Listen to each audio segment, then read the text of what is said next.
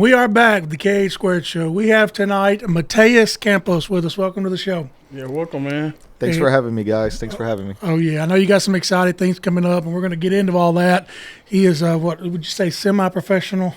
Yeah, fighter? I do a little bit of everything. Amateur, whatever they offer, professional, whatever opens up. I just like to stay in the fight world game, man. So, Anything that's a fight, right? yeah, anything's a fight. Shoot, I'll do pro wrestling if they ask me to. I love that stuff, man. Awesome. So I kind of know you're from Brazil. Is that correct? Yes, sir. Tell us about that. So I was born in São Paulo, Brazil, which São Paulo is like the biggest city in Brazil. It's kind of like New York equivalent. But I lived there till I was 6, and then my father came. He already worked for Bridgestone, Firestone in Brazil, and then he got moved to headquarters here in Nashville. Mm-hmm. So that's why we moved here, and then I've been here since, living in Franklin, Spring Hill area ever since then. So, yeah. And for the people that don't know, Campos, like your dad is in top tier shape for his age and performance. I don't even know that I would want to fight him, to be honest. It was cool growing up with him. It was like having Captain America, like a superhero as your dad, because he's 6'3" and he can still bench press 315 and just kills me in the weight room. He's a beast. He's inspiration. He is a stud. I remember him telling me a story one time when he was in Brazil. And he did like the protection stuff or whatever. Oh, yeah. Mm-hmm. Those are some crazy stories. Yeah, dude. He do got some crazy stories on that. Talking about like pursuits in like bulletproof cars and like and how to. I'll tell you, he's BA. You know, is that true stories? Or did you grow up hearing those stories? Oh yeah, no. I grew up my dad, he was 10 plus years law enforcement in Brazil, which is like in Brazil, it's like you're going to war. Yeah. So it's like law enforcement is a lot more closer to like military here. So after that, when he went to work for Bridgestone, he wasn't really like an office job. It was like security because the country's so dangerous that, they try to kidnap like the presidents and like the directors. Man. So you got to have some high trained folks that knows how to use bulletproof cars and can get you to safety. So he's got some crazy stories when it comes to kidnappings and even working. He went down to Mexico a few times having to negotiate the kidnapping and get the families back because he couldn't trust the police down there. So and I'm just like, this is corporate America? Like they So it's crazy, like behind the scenes what these big companies, industries, the type of people they need to hire to keep things going. We don't think about it here in America, but in other countries, it's rough. Yeah. I remember he was riding in my car because when he came with me, he rode with me for a few times, and part of my mind, I'm thinking, God, I need to be in the passenger seat and let this dude let him take over. He was not scared of the streets. Huh? We had lots of story times when he was in my car, for sure. It was good times. All right, so. Well, I obviously know you're a fighter. Where did your fighting career start? How did you get into that? Well, it's again with my dad. He's always been active in the law enforcement and security industry. So he's always done like Krav Maga, which was like at the time in Brazil, it wasn't really well known around the world. So they actually got the guys from Israel to come down to Brazil and teach it. Okay. So my dad learned from them. So when I was little, I was obsessed with like Bruce Lee. I bet, yeah. Jackie Chan, Rob Van Dam. So I love those so I always loved my Teenage Mutant Ninja Turtles, the best ones. But I was always loved martial arts. So I loved watching my dad practice and stuff. So when I lived here already. When I was about 7, 8, I started doing karate. I did Kyokushin karate at the local YMCA at the time. And I had a really good sensei. He was from Canada, Sensei Ray. Explain to them what's a sensei. Oh, sensei is like the head professor, the main teacher. So you're the main black belt of the gym or the master of the art. And Kyokushin's a very, very hard style of karate. It's actually where like Dutch kickboxing and a lot of the techniques used in MMA come from because it's a very hard style of karate. So I started with, so it's a lot of sparring, a lot of fighting, like every day. So Yeah. traditional gyms, you do a lot of your katas, which is just like the hand movements, and you practice, maybe like punching like the bag or something, but not too much sparring. With Kyokushin, it is mostly sparring. So it's a lot more fighting. So Yeah. I love doing that as a kid and going to tournaments and fighting in tournaments. So that's kind of where it began, that passion for like competing in martial arts. And then obviously getting older, got into high school, middle school, I started playing more sports. So I got a little bit away from martial arts during that time. But still, when you was in school, most kids didn't mess with you because they knew a little bit. They knew a little bit. Yeah. I mean, I knew enough to, but I never had trouble with school, like with bullies or nothing. So Yeah. and I bet not. yeah. And then when high school came around, jiu-jitsu started getting like really big here in America. And they actually finally opened a jiu-jitsu gym across from Centennial High School. It was the first Gracie Baja in Tennessee. And it was Reggie, Professor Reggie opened the gym. And he actually owns the Gracie on Bear Creek here. Okay. That's also his. And he's Brazilian too. He's under the Gracies as well. He trained in Rio with them back in the day, so he's very legit. But he was my first professor in jiu-jitsu, so I started doing a little bit of jiu-jitsu in high school. And I just never stopped after that. I just kept going and doing other arts and getting into it. So what is your, I guess, rank, or did they have that for you, like what you do? Or you're not a black belt, are you? Yeah, so in Kyokushin, I'm a black belt, and then I did another style of karate afterwards. I did a Kempo, American Kempo. I'm a second-degree black belt in that. Dang. And Brazilian Jiu-Jitsu, I got my purple belt last year by Professor Andre Matheus. He's out of UFC Gym Hendersonville. He's the highest-ranked black belt in Tennessee, and he's just a magician. That guy, he just twists you around and you don't know what you're doing. Doesn't matter how long you train, he will get any black belt. I've seen him do that to professors, and I'm like, dude. Yeah. I'm very fortunate to be able to receive my purple belt from him. Yeah. And then obviously with the other striking arts, boxing, Muay Thai that I trained, there's no belts in those. It's just years of experience. So.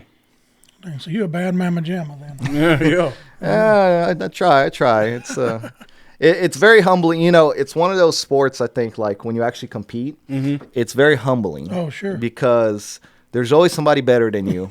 And we actually got a kid right now that I've been training with for my fight. His name is Aiden, and he's from Spring Hill. He's 16, and he knocks me out with liver shots like all the time. Dude. Oh, wow. Like, and he's tall for a 16-year-old. He's like Yeah. 6'1". Like he's a stud of an athlete, but I mean skinny. I mean he looks like a kid, and he's just killer. And it's been really nice watching him grow and just get better and better and surpass me. And it's very humbling. I joke for him like, dude, you're 16. You're knocking down a grown cop. A grown man. So you got to be humble in this sport, or else you don't make it. Because if you let that stuff get in your head, it's you just got to understand that at least you're out there practicing and getting better. So Right. when we are in the street and something happens, those guys aren't practicing. Right. And they aren't. So, I think that's what matters the most. And you did relay that you are a cop. So, but Yeah. you're a deputy. He worked at the county with us. Work at the county. Yep. Yeah. I think you took my spot when I left that shift. I did. Nah, it was a good trade, though. I mean, I'm glad they got you. Bronson's not as lonely having you on Yes. shift. He was very upset he lost his gym partner, so I was like, perfect replacement. He's like, all right, you're going to be my gym partner now. So. Does he bully you, though? Oh, I bully him, Oh, dude. man, then you're good. I bully him. Well, now he's outgrown. Now he's huge now, I know. He's put on a lot of size. He's prepping for a show, so he's really got concentrated on doing less functional stuff and doing a lot more bodybuilding, so he's looking great. I've been great putting on shape. size for a few years now. I need to slow up. Wrong kind of size, right? Hey, but Yeah, but so, like, what was your first fight?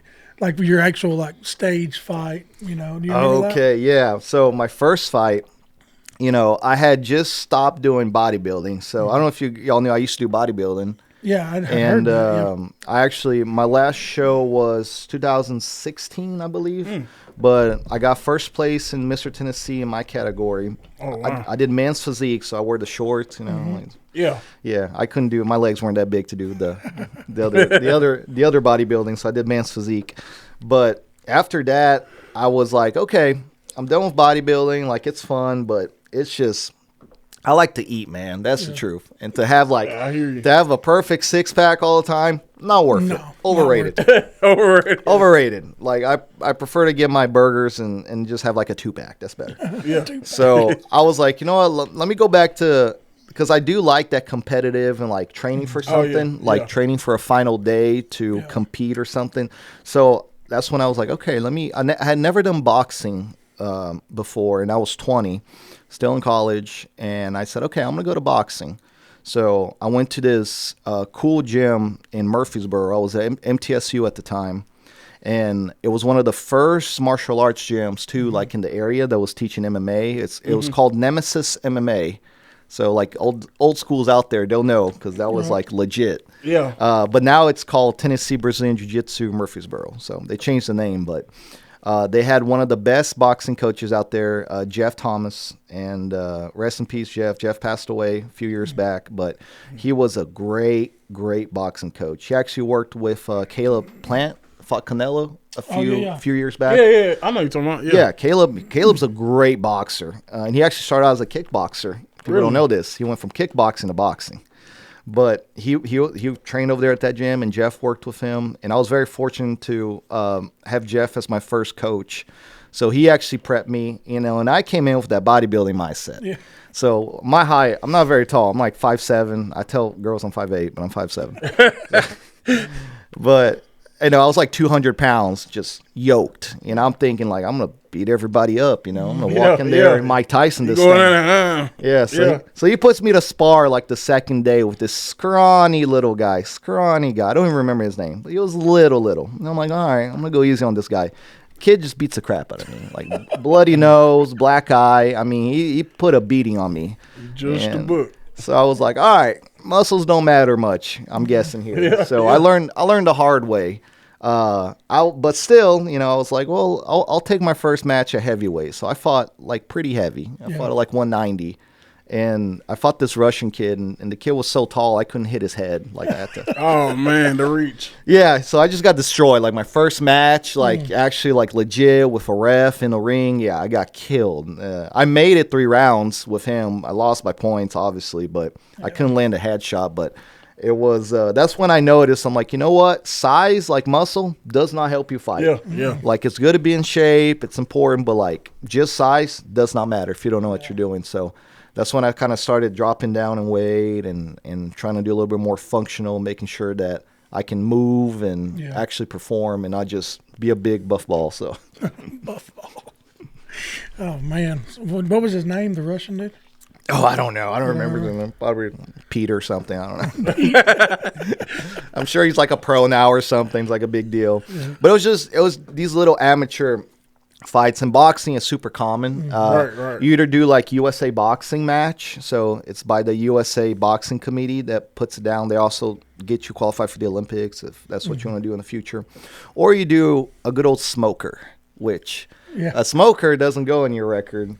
And they call smokers because it's a bunch of bums that, you know, smoke before they fight. And then you go in and you fight, and it doesn't stay on your record. It's just like a little sparring, a street fight. Yeah. So you fight a bunch of bums, but those are good to get experience. They don't go on your record, so people don't care. That's pretty cool. The USA boxing one, those are like, you get like some kids that like they want to go to Golden Gloves. You get some high level guys. So I did both. Well, I want to ask you this. So now you're into boxing, more of the boxing region.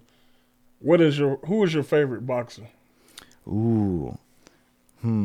I absolutely love Roberto Duran, and I don't know if you guys know who he is, but from Paraguay, he is like one of my favorite fighters because he fought from 135 to light heavyweight 185. Oh, really? And he's like shorter than me. I think he's 5'6".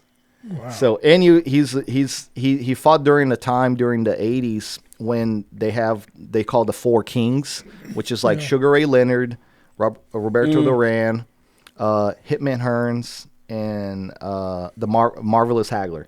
So he fought during those times, and he's the only one that beat Sugar Ray out of everybody. So I love his style because he didn't let his size get in the middle, and it was just mean. Yeah. Like there's even a few interviews like with Mike Tyson where like Mike Tyson liked him because he's like, man, that guy's just mean. You know, he just look at you and you're like scared. So I like that about him. So I love watching his clips, obviously, and you know I didn't grow up during his time, so I had to watch back video whenever I was studying boxing, and I still love to watch. I mean, I still to this day go back and watch his fights. So. That's pretty cool. Since we're on boxing, what's your opinion of the Mike Tyson Jake Paul fight? Oh man, I asked Aaron the same question, so we got to ask you because you're a fighter. So, well, and don't give me a generic answer. Yeah, you know that one's hard, man. Because I was watching his training, and I'm like, dude. Jesus, Mike's got it. You know, he's still Mike. Yeah. So, because his speed and the way he was fighting, training, I was like, dude, he's going to kill Jake Paul, dude. He's not going to stand a chance.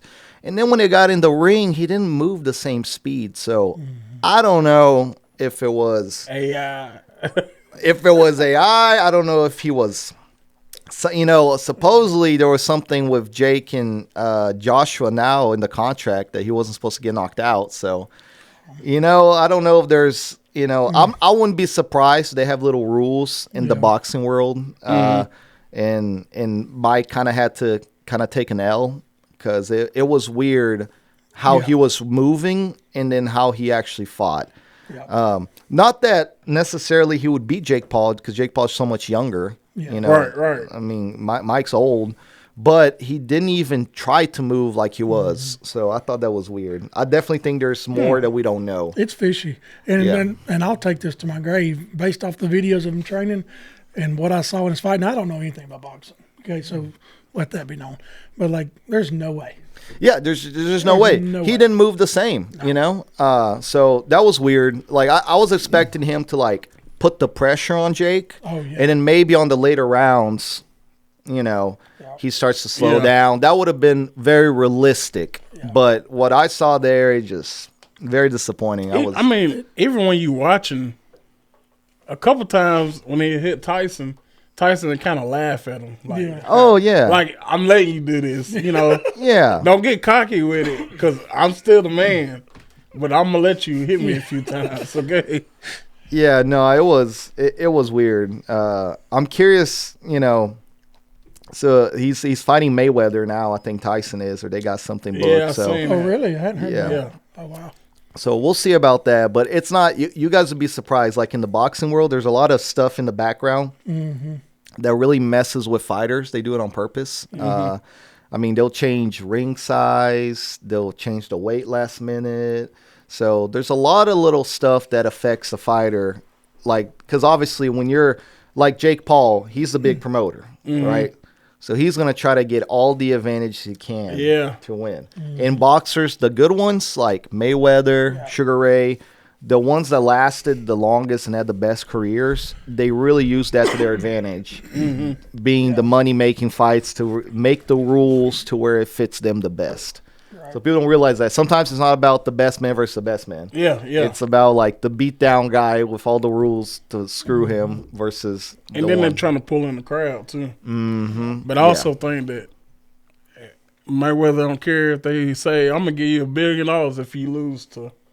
He ain't gonna let that ego is not going down for Mayweather. No, he don't care about the money. He finna show up and show out. I think I would take a knockout for $1 billion. I mean, I would too, but he already a billionaire, so true. It don't really matter for him. You can buy my ego too, dude. Shoot, hey, knock me out, man. How much you paying me? Come on with it. I'll take a lot for $1 billion.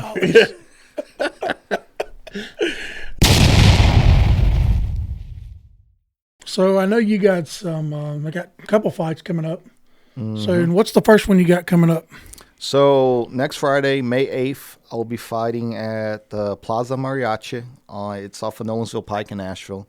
Okay. It's Cinco de Mayo themed, so it's really cool. We got a lot of great fighters. We got Seth Duran. He's a local fighter, pro boxer, really good. He's fighting on that card. His second pro debut fight. And then we got Smiley Sam, UFC. He's having an exhibition as well there. So that's going to be super fun. Yeah. And this is actually a really good card to go watch. I yeah. kind of wish I wasn't on the card so I could watch. Like, just relax, like drink a beer, watch the fight. Because, man, it's going to be a stacked card. And I originally wasn't even training for this card. I was training for the June 6th Battle of the Badges, which we're doing and it's the same promoters, Top 10 Promotions. They are the biggest promoters in Tennessee right now. I mean, really? Yeah, Casey, he's the head, the owner and the president of Top 10 Promotions. He is putting some great shows, picking good venues, and just, I mean, it's very professional. You get your warm up area in the back, your own room sometimes. I mean, I used to fight places, it would be like wintertime, December, and they have like a tent outside for you to warm up, So it's rough, man. Like, fight game is rough in Tennessee, like California, Florida, like other places that have more of a fight community. Yeah, that's a real, It's nice, So it's Case is cool, and Case is actually from California. Okay. So it's cool that he's bringing that mentality of let's make this a little bit more professional. Right. So and there's even talking about some TV deals of like Fox. So it's growing, and I've been lucky to be able to fight on his promotion and fight a lot of his cards. Yeah, so. yeah. Well, sorry, real quick. When I typed in looking videos for you on YouTube, top 10, I'd never heard of them. And they popped up, had a couple of your fights on there. Yeah. Pretty cool. So that's pretty awesome that they're doing something about it here in Tennessee. Yeah, and they're not even, they're like a year old maybe, He just started last year and it's already booming. I mean, that's what you need though, to get it going for people that wants to be shown out on it. Exactly, yeah, and it's been cool. We got people like we're getting a lot of people from Alabama, Georgia coming up here to fight with us. So it's building the fight community like really well. Like we keep going to events and you keep seeing and making friendships. And I'm friends with all the guys I fought. Like my last two opponents, they're cool. I talk to them. I'm not the type of fighter to have beef and stuff. So that's a good sportsmanship. Yeah, I mean, for me, it's just like respect. Like, hey, you beat me, man. Like, I can probably learn from you, actually. So I always go that positive. When I lose, it's like, all right, you're stronger than me. You're better than me. What can I learn from you? So I can get better. Right. So I always see that mentality. I'm like, why would I make him my enemy? Right. He can actually make me better. I need to say, well, what are you doing? And I need to do that. Yeah, like what do you do? What are you eating, bro? Like, what's your snacks? And it's usually, I train like 4 times a day, and I'm like, well, shoot, I work 12, so it's hard to do that. It's hard to do that, but so when you're in the ring, like, does the crowd or anybody out there just distract you maybe from like that makes it? Like it's so weird. Like when you're walking out, your heart rate's just, pumping, your music's playing. So you're all excited. You walk in the ring, it goes silent. At least for me. Yeah. It's silent. You don't hear nothing. You just see your opponent in the ring and then sometimes like out of the blue, you'll hear like a drunk guy go, "Stay down." And it's like silent. It's like real serious. And you'll just hear someone be like, twist it, or say something funny random, and I'm just like, but usually like you're so focused, like once you get in, it's funny. Noises stop. It's just you and him in the ring, and it's really hard to hear your coaches too, like give you advice. It's kind of like a horse with the blinders. Yeah, like you're just like survivor mode, literally. So I feel like it's like when you put a rat like in the cage with like a snake. He's like I feel like we all do that. Obviously, you do it so many times, you get more relaxed. Right. You learn to deal with it, but it never truly goes away. I think that tunnel vision always kind of stays there. So now you talk about the song coming down. So what's your song when you coming out? Man, what's your song? So I walked out to Iron Man, Black Sabbath. Hey, it looks like you came prepared. Oh yeah, I love that one. Yeah, that's a good one. Last one, it was like Valentine's themed. So I did like Guns N' Roses walkout song. This one, since it's like Cinco de Mayo, I think I'm gonna pick something a little Latin. Yeah. So what you got in mind? Go with the theme, yeah. Yeah. Or is it So a surprise? it's a surprise. I don't know okay. yet. Oh, it's a surprise. Okay. Yeah, but it's definitely gonna be something Latin, Hispanic, Yeah. a little Hispanic love. Right. Do something themed like that. So That'd be So good. Mayhem de Mayo, May 8th. Who are you fighting? I'm fighting Zach Chase. I believe he's out of Cookeville. Okay. He's won. He's got a few belts from I think it's Slugging, Tennessee. They do a lot of these tough man competitions. Oh, yeah. They just get guys that don't really have too much experience, and they like, all right, brawl. And he's actually done. He's done so many. He's won a couple. They call them backyard fights, huh? Yeah, he's kind of like a backyard. Yeah. And he's a big, he's a big trash talker, and he Oh, likes man. to post a lot of stuff. But he's been nice to me so far. I haven't really seen. I've been asked to do quite a bit of interviews and stuff, but I haven't seen him talk bad about me yet. So I'm like, all right. Cool. I mean, to tell you the truth, as long as I know you, I always see you smiling and happy. So I hate to see what you mean, so I look like if he talking all that trash. Yeah, and don't get me wrong. You need some confidence, but I would be afraid to be too overconfident going into a fight. Yeah. Because you don't ever know. You never know. You don't never ever know, what's going to dude. happen. You never know how bad that guy is, man. Yeah. I mean, yeah, I'm always in the, respectful side of things. I think, too, like, just coming from, like, karate background and, like, old tradition respect and having Hispanic parents, because Yeah, I you'd be bet. disrespectful. My mom was like a sniper with her shoe, just try to run and just, I always hear about the shoe. dude, the That shoe. is crazy. The shoe, it's sniper. Hey, she can go out the range and beat everybody with the shoe, man. I'm telling you. She is deadly. I got my shooting skills from my mom, not my dad. Yeah. Her throwing shoe skills were very good. Very good. good. Elite. So what's the I guess when you do your weigh-in and the range, what is all that supposed to be between you and your opponent? So the weight's gonna be, we're fighting 172, which that's perfect because I'm walking around about 178, 176. Yeah. So I'm real light already. I've already been cutting weight.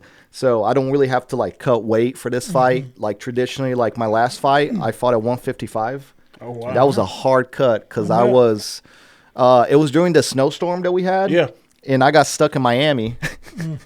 I went with my wife. It was supposed to just be like a weekend trip. Ended up getting stuck there at a resort. Well, So that's nice. I misbehaved, I ran and stuff, but I was also eating, good food. yeah, So I was yeah. like, darn. So that week I was 25 pounds heavier, and I lost 25 pounds that week for the fight. Wow. So that was rough weight cut. I think that affected me a lot for the fight because when I took those knees from my last fight, man, they knocked me out. I was like, 25 pounds in a week. In a week. I think that was too much of a cut for me. So I think since that then gotta I've been trying to slow down and do a healthy cut. So because I was walking around like 185, so been trying to slowly slim down because I want to fight at 145. So I want to get down to because the champ right now at 155, I already fought him for the title. He won, so I want to go down and challenge the next guy. So. Yeah, I got you. Sweet. And that's on the May 8th one's on pay-per-view, right? It is. It'll be on pay-per-view. If anybody wants to purchase and watch it, if you just go to the Plaza Mariachi site, they'll have a link to the event, and you can click on there and watch it, or you can come in person. And it's a really fun event. Like last time I invited Tanner, and he brought his family and his kid. His kid loved it. His kid was like, man, I want to do martial arts now. Yeah, that's so great. It's a real good family event. Like nobody's fighting in the crowds or nothing. It's like I said, KC with Top 10 Promotions, very professional, very nice events, family friendly, just a good time. I love going. So Yeah, it makes a big difference when it's family friendly, or not even family friendly, but decent. you yeah, know? decent. Because I think a lot of times people put MMA and stuff. They think of backyard brawls or like a harsh biker bar or something. And it's a sport, you you shouldn't be scared to go to a basketball game. Right. Why you should be scared to go take your family to a fight? You shouldn't. It should be fun entertainment. Right. I like how that's the approach that we do at Top 10 Promotions, and I've only been fighting with his promotion because I think that's how it should symbolize fighting, as a sport, entertainment. Oh, well, that's good. That means they're doing something right. Mm-hmm. All right, so let's move on to the Battle of the Badges. That's June 6th. And is it a bunch of cops or is it just first responders? Yeah, so the original Casey got he got the opportunity to work. It's actually the Hope Foundation here. Okay. And they actually gave the idea to do like a fundraiser and donate money and we were gonna do the event here at what's the Mule House. It was gonna be a Mule House, but they had problems with the size of the ring and the exit. Fire didn't approve, so they moved it to somewhere in Nashville, and then the Hilton Hotel offered to. Wow. So it's going to be a really nice area to do the event, but it's all first responders, and we're still taking fights. So, and it's no experience is needed. If you, me and Hudson is not doing it. Yeah. I think y'all should do it. No. You think it should be me and him against each other? Yeah. Heavyweight. Why not? Hey, it's We're gonna be a double heavyweight. We'll do 2 1-minute rounds. No. Easy. Headgear, big gloves. Nobody gets hurt. We'll just see who gasses out. Yeah, I'm a lover, not a fighter. Yeah. Just love taps. No, but for real, if there's anybody first responders out there, I posted the posters everywhere. But y'all can reach out and if you have a best friend or somebody or a sergeant you don't like, schedule something. But it's gonna be fun, guys. It's for a good cause, and it's gonna be cool to have this first responder. And I think it's cool because like a lot of people always wanted to what's it like being in the ring, Right. What's like to fight, because obviously law enforcement we have to get in situations all the time that we do fight. But what is it like to actually do it for fun? Just for fun. Yeah, like step in the ring, like your favorite fighter. So I think this is cool that you're going to get that opportunity in a controlled environment. You're not getting hurt, and you're giving back to the community. So I think it's an awesome event. I hope to do more like that after this one, of course. So. Yeah. And I might do one, which I'm not as tough as you are, but I might do one with like the headset. I mean, like the headgear. Headgear, Yeah. It's a little extra padding in the gloves, because I don't want to get knocked out.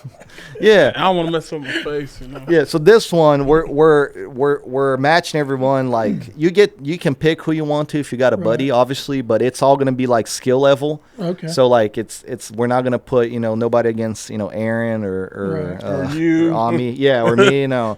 It's gonna be very like laid back, and even if you do have to fight somebody a little bit more experienced, it's gonna be for fun. It's not gonna be for knocking out, nothing like that. So that is pretty cool. I've never heard of anything like that. yeah, apparently it's super big in like California, and they do a lot of these fire versus cops, and that would be cool. Yeah, that would be cool. yeah. We reached out to Fire Metro, and we're hoping to get some people out of there. I know we got 7 from Columbia coming. Wow. And man, How many from the county? Murray County's lacking. I got just me so far. Oh, man. I've told everybody. No, everyone's scared. I'm like, guys, don't be scared. It'll be a good time. It's for fun, yeah. Fun. It'll be a good time. So Yeah, we'll see. I'm hoping to recruit. I'm trying to get. I think Duffy would be good. I think Duffy should go in there and kick some. Cause she's a tough girl. So we'll see. She's if definitely in gets somebody. shape for it. So She's mean as a snake. Yep. Well, so talking about fighting, have you ever been knocked out? I've never been knocked out as a face blow, but I have been like TKO. Like my last fight, I took a knee to the sternum, knocked my breath out. I got up, and then again we were clinching, and our height difference was pretty big, so I wasn't expecting another knee. Somehow he got another knee, and that one was on the ribs. So then after that, it shut me down. Was that the fight where you came out to the song we were just talking about? Guns N' Roses? No, the one before that. Oh no, the Iron Man. No, Iron that Man. one. That's the fight I watched. Okay, So, yeah. no, that one went 2 rounds. I fought with Taylor. Taylor is the current champ. He's actually quad champ. He just won his 4th title in Middle Tennessee last weekend. He was fast. He's a beast. He is a killer. But that was his first actual title. Was me and him fought for the Middle Tennessee title, and that was his first title. After that, he went on a winning streak. He won 3 titles in a row. Well, I saw him get a couple knees in. I thought that's what you're talking about. Oh no. His knees I actually was able to block. Okay. So his was fine. His was just punching pressure and stuff, but it didn't knock me out necessarily. But it did make me see some stars. So. Man, that's scary. Hey, that's all right, though. You learn from it Yep, that's right. and get better. Now this fight come up for May 8th. I know this is a real fight compared to the law enforcement one or first responder one, but do y'all usually get paid for these kind of events? So obviously there's amateurs fighting in the card. And they even got like younger kid, like before the pay-per-view begins stuff, they got like little kids too, like 12, 13. They just want to get experience, so they do little sparrings with those too. So there's amateurs, and then they do have professionals who do get paid as well. And this card's got a lot of professionals fighting. Yeah. So and even like the exhibitions, you also get paid. So it's definitely different than doing when you do like top 10 promotions, different than doing like a USA Boxing. USA Boxing is very strict on, you're an amateur. Amateurs can't get paid. That's what makes you an amateur. Yeah. So when it comes to these like Smiley Sam, he's doing an exhibition. So it's different. But yeah, this card's going to be cool because we got high level amateurs and we got high level pros. So it's going to be very cool. Yeah. Very cool for card. Sure. Is what's your long-term goal? Again, are you wanting to take the fighting career all the way, or you want to stay in law enforcement, or just kind of up in the air right now? Man, I love law enforcement. I try to take a break, and I worked for AT&T for a little bit before I came to the county when I left TBI. But man, I think I'm so happy at Murray County. I'll probably retire there, honestly. Man, I remember, Bronson would always tell me, come to the county. And I just thought, man, it's all the same. Departments are all the same. And no, I mean, it's not. I feel, I've been with Murray for a year, and I feel like I've been there for 10, Well, every department's got their problems, but they ain't the same. No. I've been trying to get Aaron over there, man. Hey, yeah, we've been begging him. I know him and Ami, they fit right in, bro. So, but no, I love law enforcement, so I don't really have a plan to change that. And in fighting, man, it's a hobby for me. Hey, if Dana White gives me a call, I ain't gonna say no. But right. But say no. Yeah, but it don't pay the bills 100% at all. So and then it take a toll on your body too. It does, man. So, and I'm 29, so I'm technically kind of old for boxing. MMA, it's interesting. Guys peak at 36, 35. Yeah, so you peak check a little. with Dale. He was in his 30s still knocking out people. Yeah, Anderson Silva won his first title at 36, if I'm not mistaken, with the UFC. So it's different with MMA, but in boxing, I'm technically old to be boxing still, but no, it's just a hobby, If I keep getting fights and keep growing, awesome. But I just do it to just make myself stronger. It's always been the goal.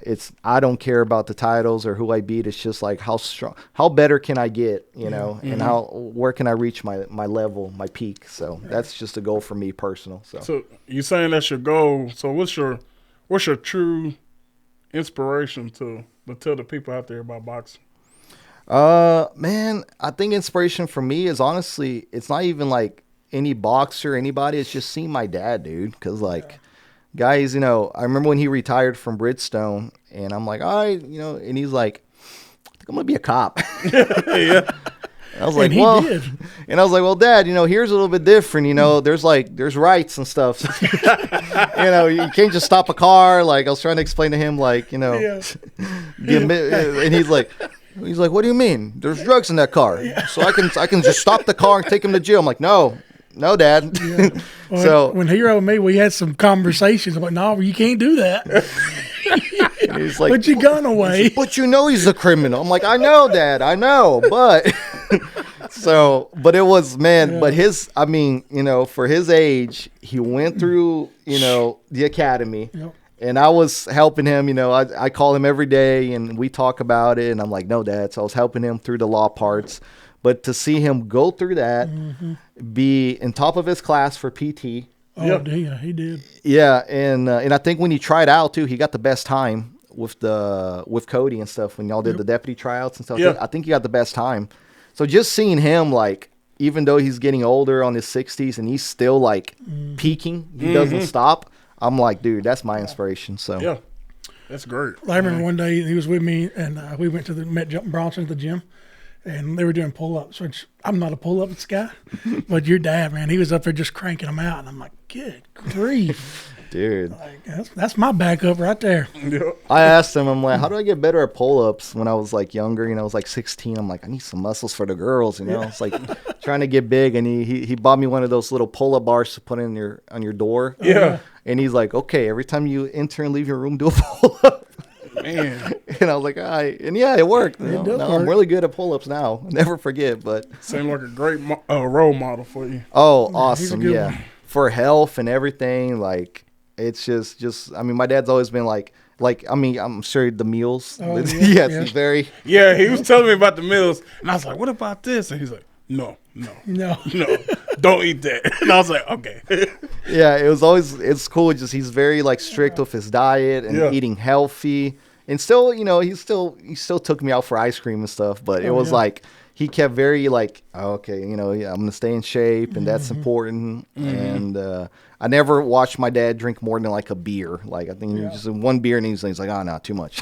Yeah. So it's just cool watching how disciplined he's been all these years, and it's definitely inspiration. So, Hey, fun fact about your dad, which I know you know, I didn't know he was really good at video games.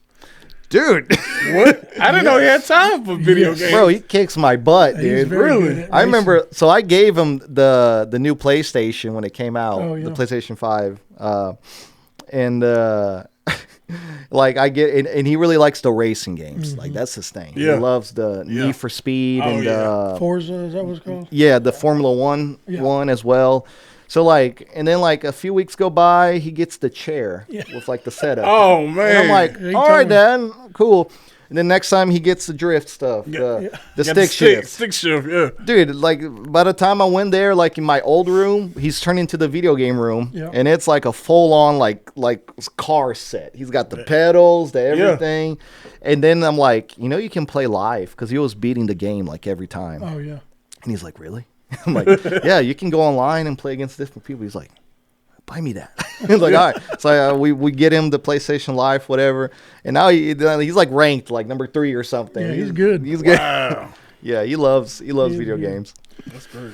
All right, so I guess this podcast is about you, not your dad. You know, y'all gotta have him here, man. He'll have yeah, some he'd be a good cool one. security stories, man. Oh, God, yeah. So let's get off the fighting. What's some things you do outside of fighting and work that you Well, enjoy?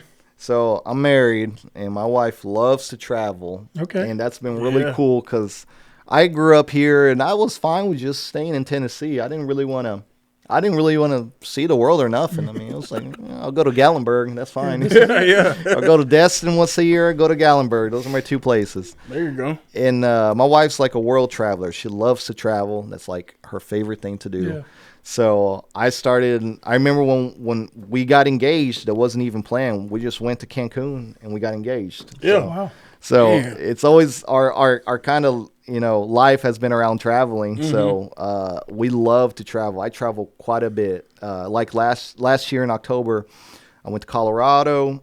We went to North Carolina and went to Europe last year as well. So Oh we man, 3 big trips. yeah, and we do a lot of little trips as well around America and a Yeah. bunch of states and stuff. We love traveling in country too, but we love international trips. So. How many Sure. states you been to so far? How many what? States in America. Let's see. I am missing, I think, a few up north, like by New York, like Maine and stuff. Yeah. And, Okay. yeah, I haven't been to those, but I've pretty much been to every state. So, I'm Yeah. close. yeah. I'm like I don't have Alaska, Hawaii, and like you Oh, said, yeah. Maine. I don't know. I don't got those. I don't either. have Alaska and Hawaii either. I think those are the only 2. My wife's done every single one pretty much. Oh, wow. She's done. Yeah. Yeah. Because before she met me, she was already traveling. So Yeah. I'm like, dude, She said you better get with it. I'm like, I'm American and I haven't been. I don't know every single state. And she's Yeah. like, she already knew like everything. I'm like, oh, okay. So And do you ever go back to Brazil much? yeah. So we try to go once a year. Do you? We're going this year for Christmas and stuff. Okay.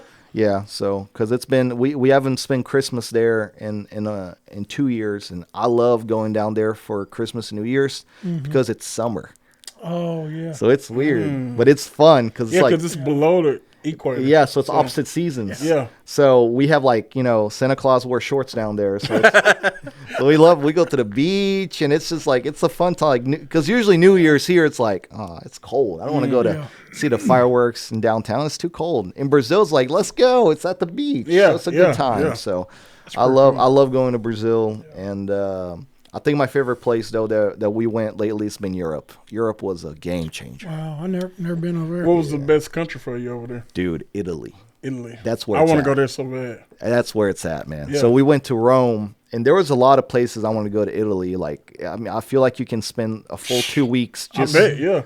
but I really wanted to like feel like a gladiator, go through the Colosseum. Yeah. So like, let's go to Rome. And my God, dude, I ate so much food down there. I mean, it was like just 24/7. I was eating something. Pastas. Pasta, pizza, ice cream, like everything, and it's so good, dude. Oh my gosh, seriously, the food there, and it's crazy. You don't gain weight, like like I don't know what happened. Everyone there is skinny and healthy. Yeah, I don't know. And you know what I thought was funny about Italy, like everyone's like super well dressed. Like everyone's like wearing suits, and like the men are like super stylish, like like they're just going to work and they're wearing like a full-on vest, wow. And I'm like, people dress really well here. You could tell who weren't the Italians because they're wearing sneakers, sweatpants and shorts, and they're just dressed so nicely. I thought that was really cool about their culture. They really care about, like, it almost feels like old school America, like the 40s. Everyone try to dress their best, and I feel like they still got that in Italy. So I thought that was really cool.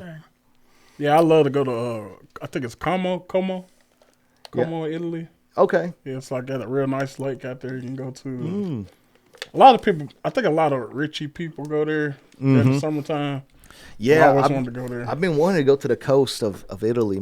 I have a buddy who's there now, and I see his pictures. I'm like, dang. That looks So you get all the benefits of the food plus the beach. Dude, I'm sold. By the time I'm done working, 12-hour shifts and training, I'm ready for bed, man.